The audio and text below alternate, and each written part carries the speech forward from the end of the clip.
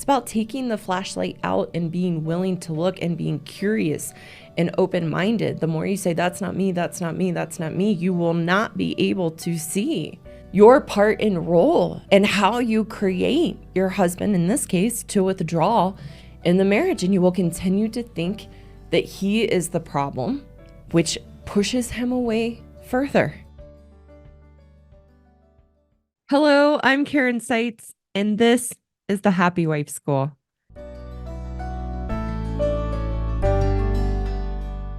This podcast is for married women to realize that we are responsible for our happiness, that no one and no thing can make us happy, and that our husbands are not the source of our unhappiness. In each episode, I red pill married women to know that we are the problem in our marriages to good men. For the good men, this podcast will wake you up to the realities of your wife's woman ways, to take back the power you've unknowingly given away to her emasculation in a constructive, caring way. Before we dive into today's episode, a couple reminders. My message is meant for common and usual marital issues. My podcast is not intended for abusive, violent, or compulsive behaviors in a marriage that are threatening or dangerous. Also, please take a second to visit my website and learn more about my courses, which offer solutions for married women and good men. You can find the link in the description below. With all that being said, let's get started.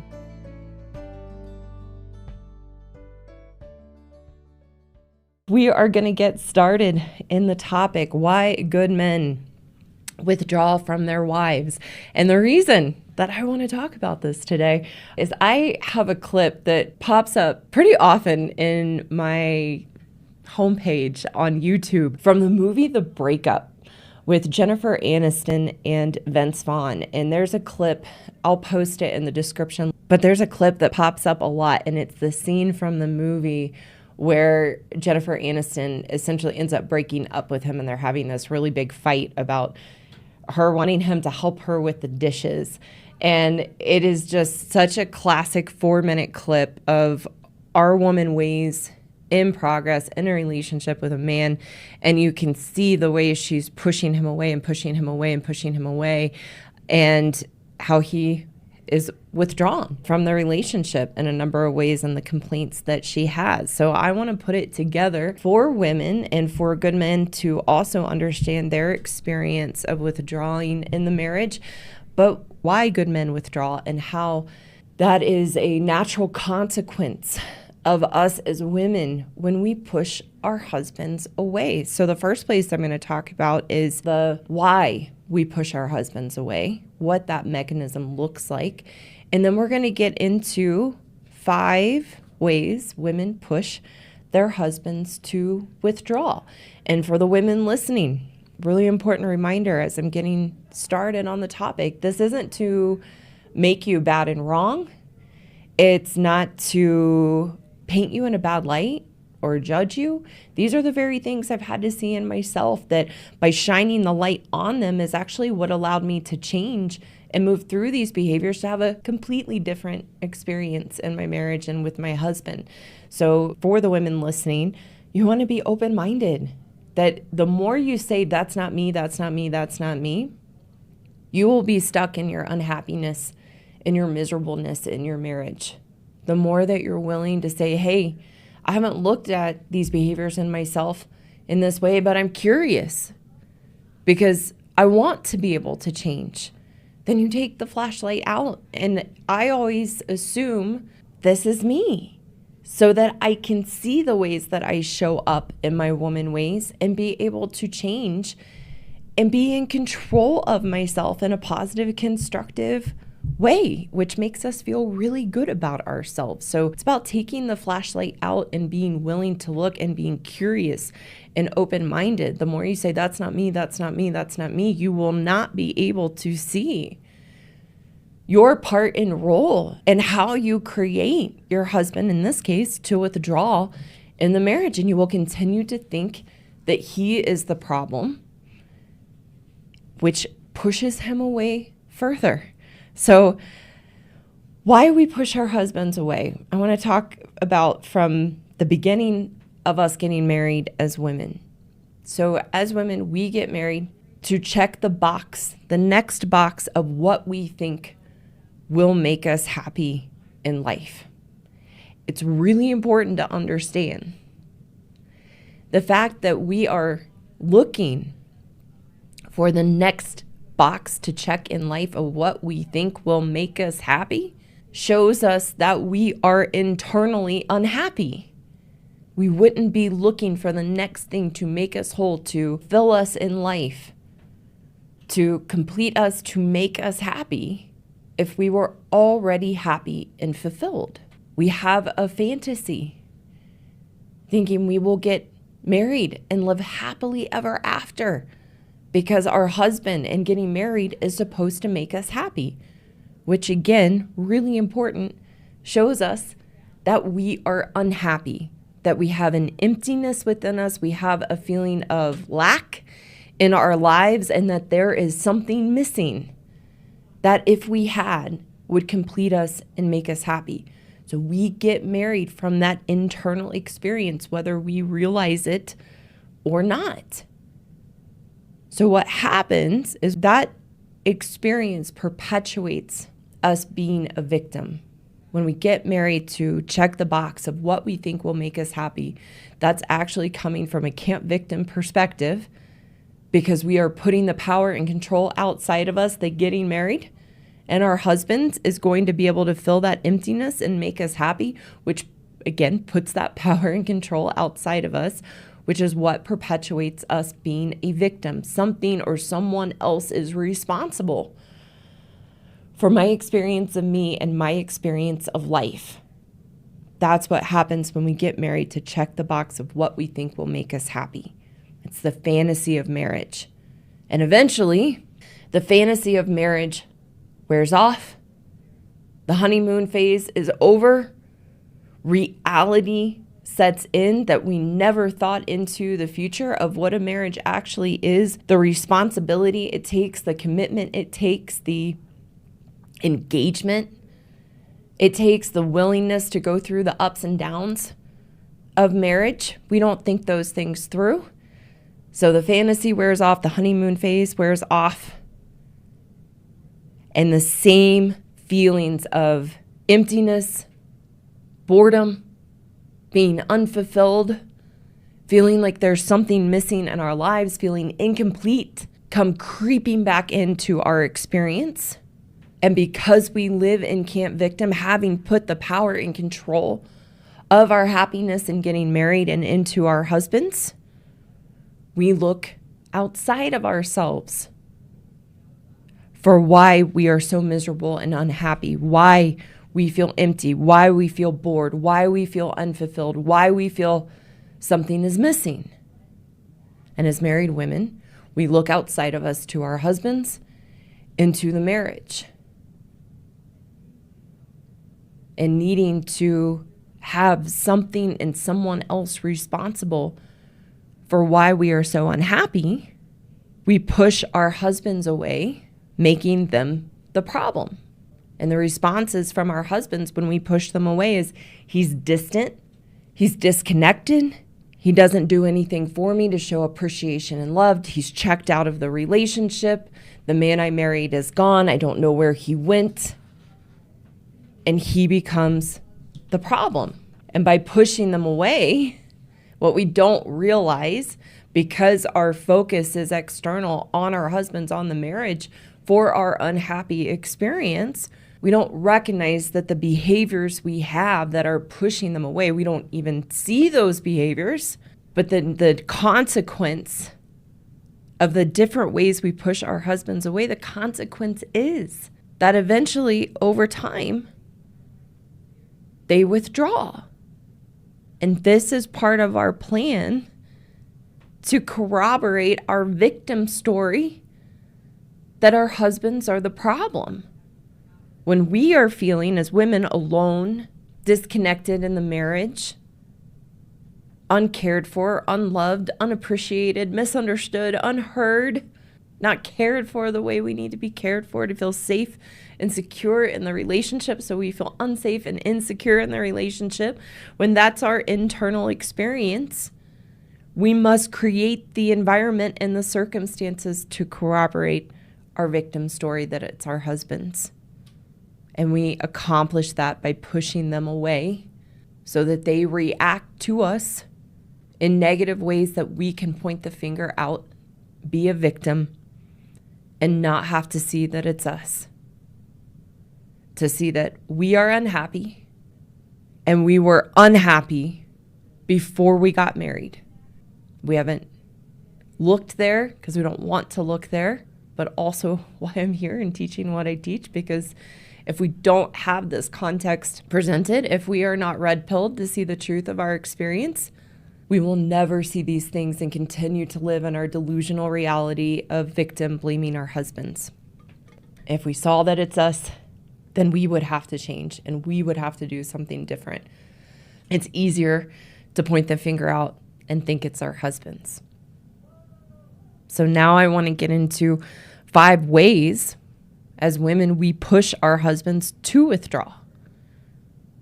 What we want to understand is that good men, by nature, are all the things we say we want in a relationship as women. Good men by nature are engaged in the relationship. They are caring. They're emotionally available. They're responsible and accountable. They enjoy intimacy and being playful. Those are all the things a good man naturally is. Present, wants to make his wife happy. But as women, as we push them away, who a good man is by nature gets beat out of them and they eventually give up.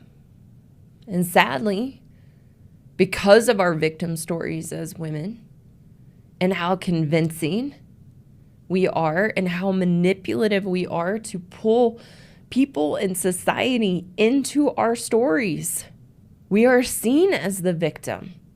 Meaning our experience in marriage, our experience in relationships is being done to us because of the inadequacies of men.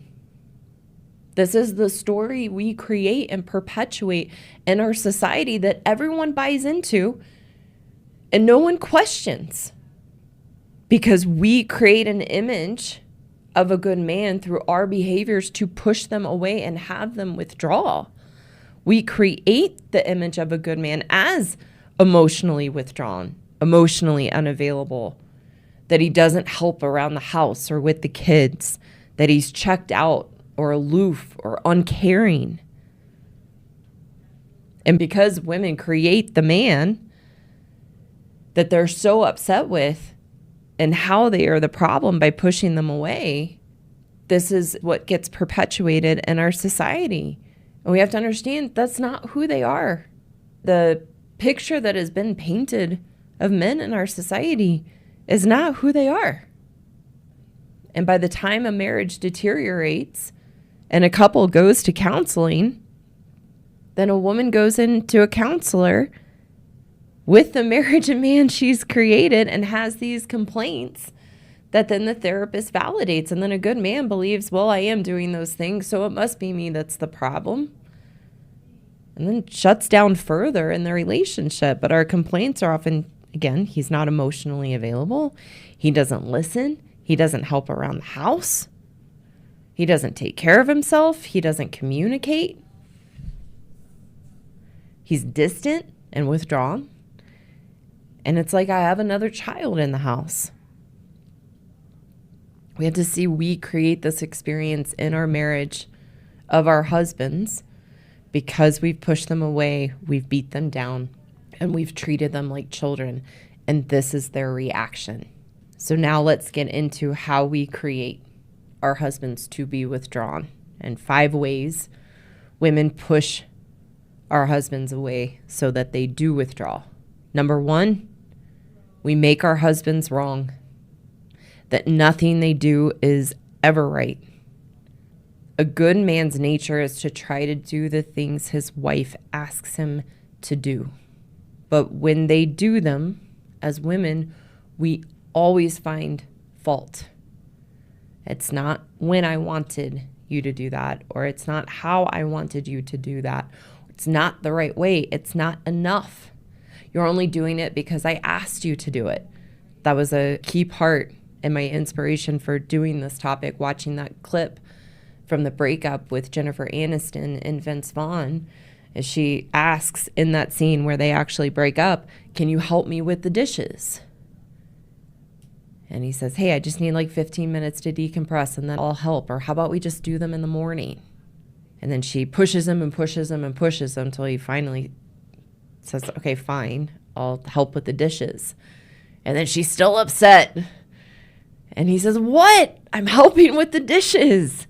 And she said, I don't want you to just help with the dishes because I asked you to. I want you to want to help with the dishes. I talk about total crazy making. And that's how we make how they do things we ask them to do, or the things they try to do for us. We make it wrong and we always find fault. For example, we ask them to go to the grocery store and pick up some laundry detergent, and they don't pick up the right brand, and then we make them wrong for that. Or we ask them to help around the house and clean the kitchen or clean the bathroom or the bedroom or wherever. And then we find fault in how they clean or what they missed. We make them wrong for gifts and presents. They try to get us something special for our birthdays or an anniversary or Valentine's Day. And then we're unenthused by it. And it's not what we really wanted. Or why can't you get me the things I've told you that I wanted? Why did you get me this? Whether we say that verbally or it's written all over our face, you must understand our husbands can feel it, even if these behaviors I talk about are happening internally, ladies. They feel it. We're not so sneaky and a lot more obvious than we ever realized. Another example is we tell them we want more foreplay or that we need more time to get in the mood before sex. So they try to do the things we ask. And then, well, you don't really know my body, or you don't know how to touch me, or no, that's not what I was asking for, or you're only doing this because I asked you to do it. And so we're constantly sending the message again and again that they're wrong and nothing they do is ever right or enough. So their natural reaction, a good man's natural reaction when we make them wrong, is he stops trying and he withdraws because nothing he does is ever right. The second way, as women, we push our husbands away. Number 2, we are controlling. Everything has to be done our way, and our way is the right way and the only way. This sends a constant message that we always know better. And in that, we make our husbands feel incompetent. We can do this in a number of ways. We can do it. They're cooking something, they didn't cut the onion the right way or the vegetables the right way, or they're playing with the kids. And no, they don't like that. You have to do it this way. And the problem is we micromanage all of their activities, making sure it's done the way we want and what we believe to be right. That we are right and this is how it needs to be done. And in that we are very, very controlling. And then a good man feels incompetent. I like this example. You see it all the time when I talk to men, or men share in the comments of the videos that I go to work, I have a very high level job, or he's a business owner and an entrepreneur and very successful, very competent in his line of work, in his career or in his business. Men will share this with me. I feel very competent, confident in my job. I do not have these issues in my job, but I have them in my marriage. And it's because they come home from work and we're micromanaging them and see them as incapable of being their own person and having their own way of doing things and thinking and what makes sense to them. That until we control them.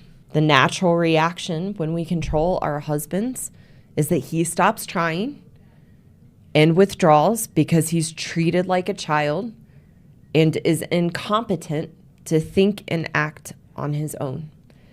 The third way, as women, that we push our husbands away to withdraw is we do not respect our husbands as men.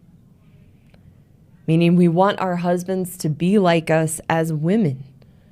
We don't value our husband's differences as a man, don't appreciate him for the things he does as a man, like working hard and making a living and trying to provide, or wanting a budget, or the things he does around the house that are the things he does as a man around the house, maybe tending to the yard or the garage and the things he enjoys doing, or the upkeep on the cars.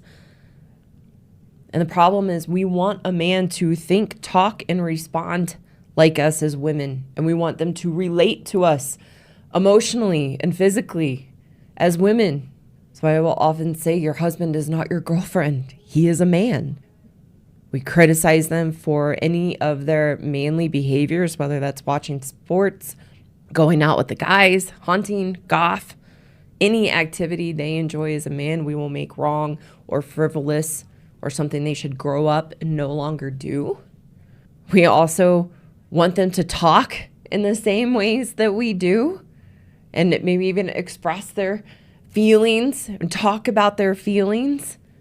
And we're not respecting who they are as men, or we talk in circles and add a lot of details that aren't necessary. I have an example of this week in my marriage.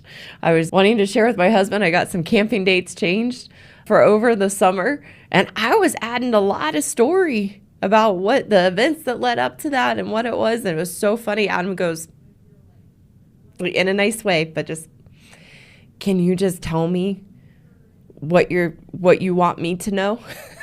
And it was essentially, I got the camp dates at our site for Labor Day. And he was like, great, that's all I need to know. But we will just go on and add a lot of unnecessary details. They're not a woman. They don't care. They don't need to know that. They just want, what do I need to know? What are the facts I need to know here? So as women, when we treat our husbands like another woman and we don't respect our husbands as a man, their natural reaction is to stop trying and withdraw because he's disrespected and not valued as a man, and that what he contributes to the relationship as a man is not valued. The fourth way, as women, we push our husbands to withdraw. We nag our husbands. I hear from a lot of women, I'm not a nag, I'm not a nag. I want you to assume you are. Because if you tell yourself you are not and you deny it, you will never see it. And what I've needed to see about myself as a woman is there are covert ways that I nag. It's not always an overt. So you want to shine the light to see, how am I a nag? Nagging is constantly reminding our husbands about the things they are not doing. And we can do that in a number of ways. It doesn't have to even be overt, but constantly reminding them about the things they are not doing. And what we want to understand is the more a woman nags, the less willing a man is to accomplish the task or request. I will say that again because that's really important. The more as women that we nag, the less willing a man is to accomplish the task or request that we have of them. When are you going to do this? You haven't done this yet. And one of the covert ways we might do it, maybe we ask them to do the dishes in the sink, and we go and we stand and we just look at the dishes, and then maybe walk off in a puff, and they see us. That's nagging. So we use nagging as a way to prove we can't count on our husbands to do anything. Then even more crushing is we'll say, fine, I'll do it myself. And then we take over and we do it. Or the other way that we do that is the silent takeover. So I use the dishes example again. We ask our husband to do the dishes. He needs a little time to decompress, and then he's going to get to it. It's not done on our time when we want it. So then we just go over and start doing the dishes. And our husbands hear us loudly clanking around in the kitchen, making our point, you didn't do this. And I needed you to do this. So when we nag as women, the natural reaction from a good man is he stops trying and withdraws because it destroys his confidence, and he rebels. He rebels. The fifth way that we push our husbands away to withdraw. Number 5, we disregard our husband's feelings. We disregard our husband's feelings. When they try to share about what they are feeling and their own experience, we make it all about us. There's an example from another movie I like, funnily enough, with Jennifer Aniston, but it's Bruce Almighty, and Jim Carrey in the scene is talking about his frustrations with his job and his life. And Jennifer Aniston, her character, starts crying. You're saying you don't like our life? Fine. It makes it all about her when he's just expressing his own feelings of what he's going through that isn't about her. So our husbands will share what they're feeling, and then we turn it on them and make it about us, but we turn it on them about what they're doing to cause their feelings and why they shouldn't feel that way, or telling them what they should feel instead. And one of our selfish behaviors in making our husband's feelings about us is we're worried about what they are feeling and how that's going to affect us. So in that, we have no empathy because all we can think of is ourselves, and we use their feelings against them. Another way this can come out is our husbands might share they're feeling discouraged in their jobs or upset about something going on with their family or with their mother. And then you should look at it this way. And we try to paint a silver lining around it and spin it around to be positive, instead of just saying, "Oh, I'm sorry, that sucks. I can see how you'd feel that way. That makes sense." But we can't do that because we're making it about us and how what they're feeling is going to affect us. So we try to get them out of it or cheerlead them out of what they're feeling instead of just empathizing. Like, yeah, I know that place. That's a tough place to be. Thanks for sharing. But we make it all about us. So when we disregard our husband's feelings, the natural reaction is he stops trying and withdraws because he is made to feel that his feelings do not matter. So those are the 5 ways as women we push our husbands away to withdraw. Now I'd like to get into a little bit of solution, as I always do. And first, talking to the women of what's the solution to pushing our husbands away and creating a reaction from them that they withdraw. First, before anything, we have to see these behaviors in ourselves. We have to see the ways that, if I go back, we have to see the ways that we make them wrong, that nothing they do is ever right. See the ways that we're controlling. See the ways we don't respect them as men. See the ways that we nag them, that we disregard their husband's feelings. There's a lot of other ways. There's a lot of other behaviors we have too that push our husbands away. Anything I talk about on the channel, whether it be gaslighting, emasculation, withholding sex, being a victim and making them the problem, I'd say that's a huge way we push a man away to withdraw, is constantly making them the problem and constantly putting them at fault for the issues in the relationship. But step 1 as women is we have to see what we're doing. We have to recognize those woman ways and how that's pushing our husbands away, instead of keeping the focus on them and the symptom of our behavior, them withdrawing. When you keep the focus on him and what he's doing and what he's not doing, you will be stuck in a circle and trapped because there's no solution there. If you're making your husband the problem and expecting him to change to fix the issues, you will stay in the issues forever, and you will destroy your marriage and destroy yourself and destroy your husband at the same time.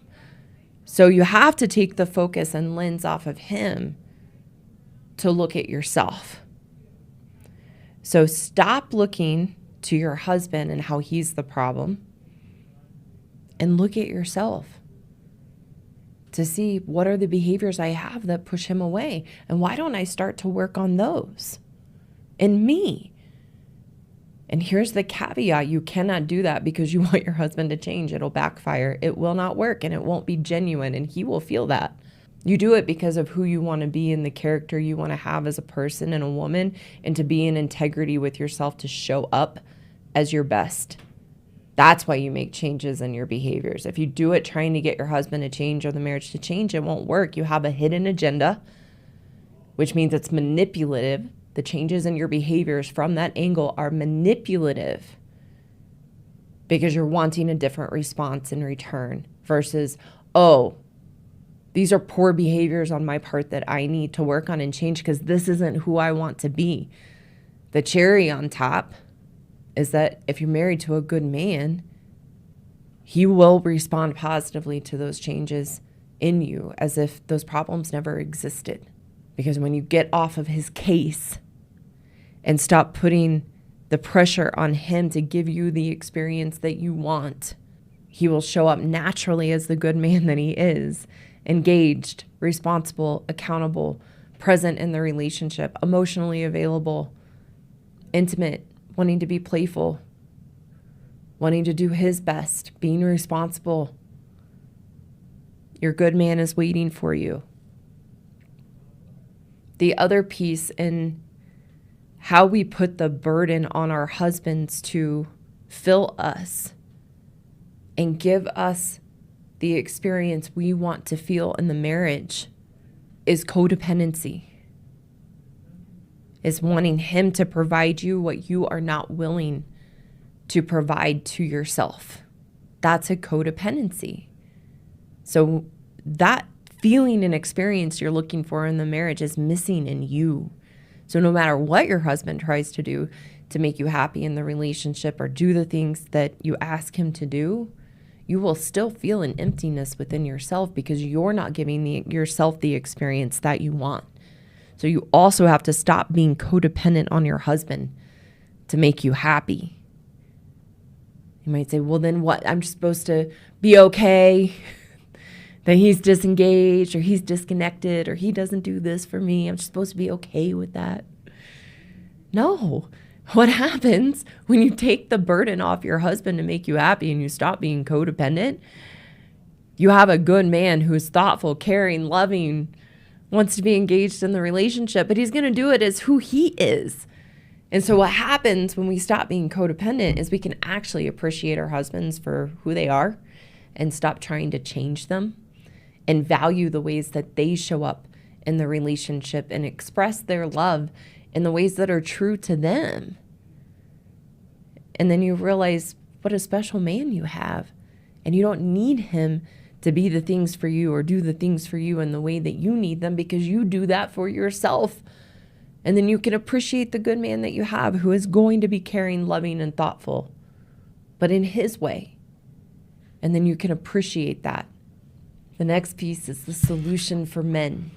So it's reasonable and understandable that as a good man, you withdraw in response to your wife pushing you away. It is reasonable and understandable. However, when you withdraw from your wife in the face and in reaction to her woman ways that we just covered and the other ways I cover on the channel, when you withdraw, you are giving her your power. It's what she wants. Remember how I talked in the very beginning of the stream? It's part of our plan is to push you away so that we can corroborate our victim story to say, see, it's him. He's so disconnected. He's so disengaged. So you're giving her the ammo she wants by withdrawing. So then you might be like, well, Karen, am I supposed to do all these things she's saying to do? No, that's part of the solution. Don't withdraw, but in a conscious, responsible, caring way, retire from trying to make her happy and jumping at her every request and trying to figure out who you need to be for her so that she can be happy. It will never work. And the more you try to make your wife happy, the unhappier she will become. I know that's kind of counterintuitive, but it's true, and it's what you experience.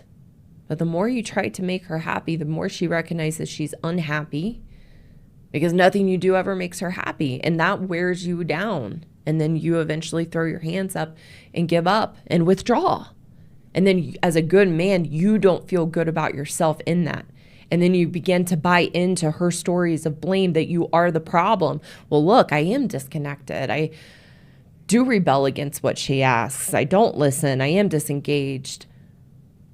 And then you buy into that story. And then that's how you remain in that weakened place in your marriage. So instead of withdrawing, it's retiring from making her happy, but still being the good man that you are, because it's true to who you are and makes you feel good about yourself.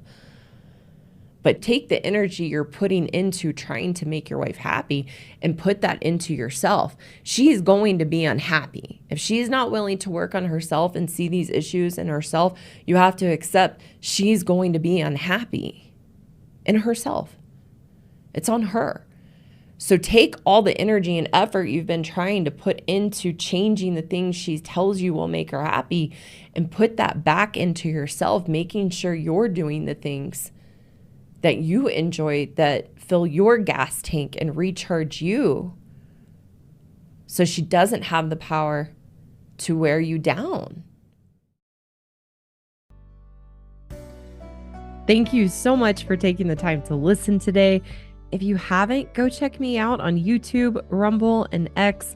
You can find the links in the description below to connect with me there. For those women listening who know you are the problem and want a path forward to take responsibility and change your own inner turmoil and unhappiness, I have a course for women called the Happiness Program, which is the solution to the unhealthy relationship you have with yourself and the issues and challenges you have in your life and your marriage. You can find the link in the description below to apply for a free consultation with me. And for the good men listening who want a solution to take back the power you've unknowingly given away to your wife, I have a course for you too called the Marriage Rescue Course for Good Men Only, that teaches you how to rebuild your strength and confidence as a good man so that you can navigate the relationship with your wife in a healthy, constructive way. Again, you can find the link in the description below to apply for a free consultation with me. Thank you again so much for listening, and I look forward to talking with you soon.